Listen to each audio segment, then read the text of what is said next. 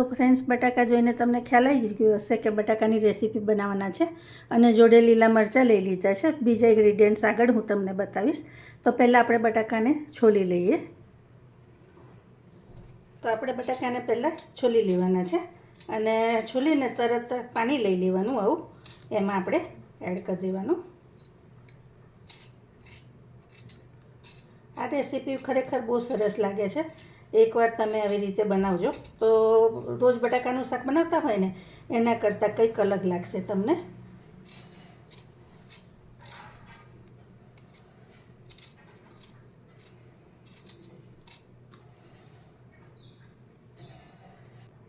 તો ફ્રેન્ડ્સ, છોલાઈ ગયા છે આપણા બટાકા.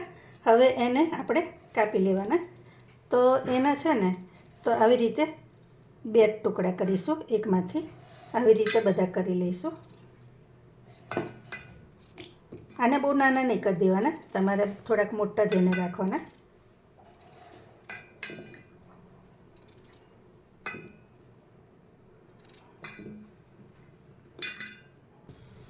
હવે આવું કઢાઈ લઈ લીધું છે, એમાં આપણે તેલ એડ કરી દેવાનું.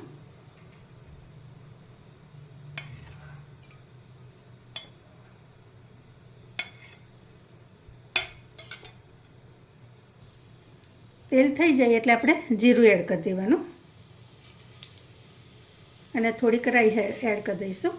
રાઈ ઓપ્શનલ છે, તમને ગમે તો એડ કરજો.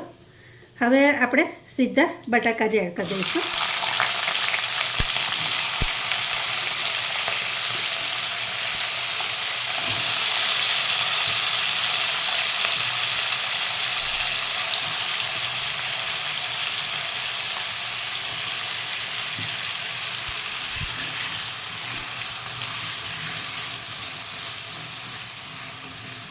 હવે આપણે એને મીડિયમ તાપે થવા દેવાનું.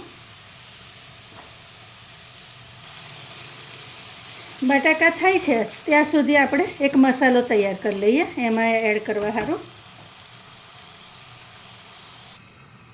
તો હવે મિક્સર જાર લઈ લીધો છે, તો એમાં 1 ચમચી જેવી વલિયારી એડ કરીશું.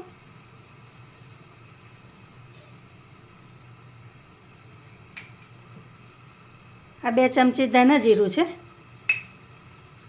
અડધી ચમચી જીરું છે.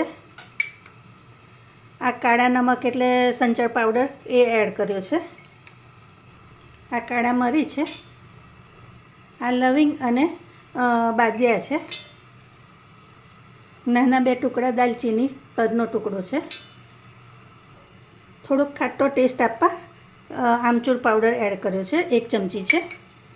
આ 2 ચમચી કાશ્મીરી મરચું છે, અડધી ચમચી હળદર છે અને મેઇન ઇન્ગ્રીડિયન્ટ ચણાનો લોટ, બેસન જે કહીએ આપણે એ છે. તો એ 1 ચમચી ફૂલ એડ કરવાનો.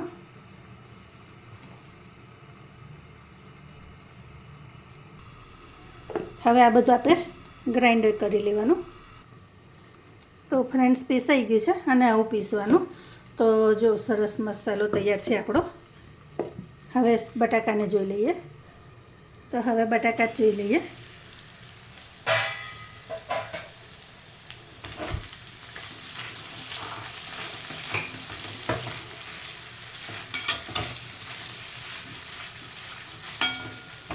હવે આપણે એમાં ઉપરથી આદુની પેસ્ટ એડ કરી દેવાની.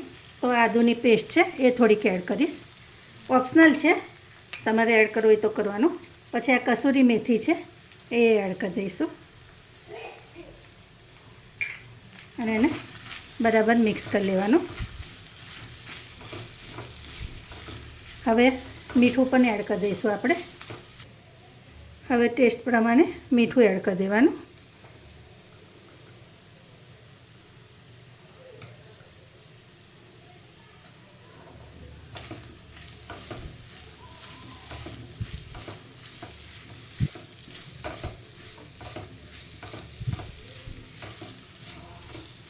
હજી એને થોડાક થવા દઈશું આપણે 5-1 મિનિટ. તો હવે આપણે જોઈ લઈએ.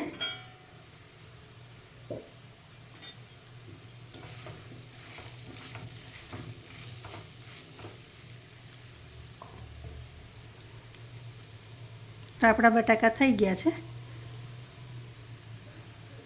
હવે આ મસાલો જે કર્યો હતો ને એ આપણે અંદર એડ કરીશું.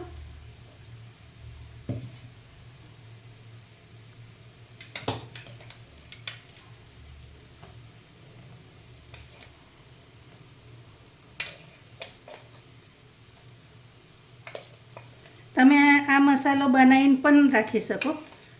તમારે કોઈ દિવસ ભરેલી કોઈ બી વસ્તુ બનાવી હોય ને, ભરવા ભીંડી ભરેલા મસાલા એવું, તો એની માટે આ સરસ ટેસ્ટ આપશે તમને. હવે આ મસાલા સાથે ખાલી 2 મિનિટ રહેવા દેવાનું અને તરત એને બંધ કરી દઈએ.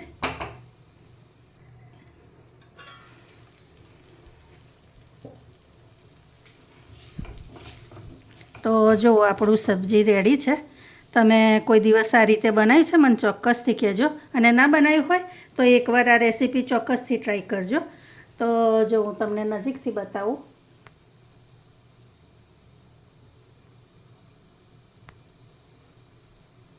ખરેખર બહુ સરસ દેખાય છે અને ટેસ્ટમાં પણ બહુ સરસ લાગશે.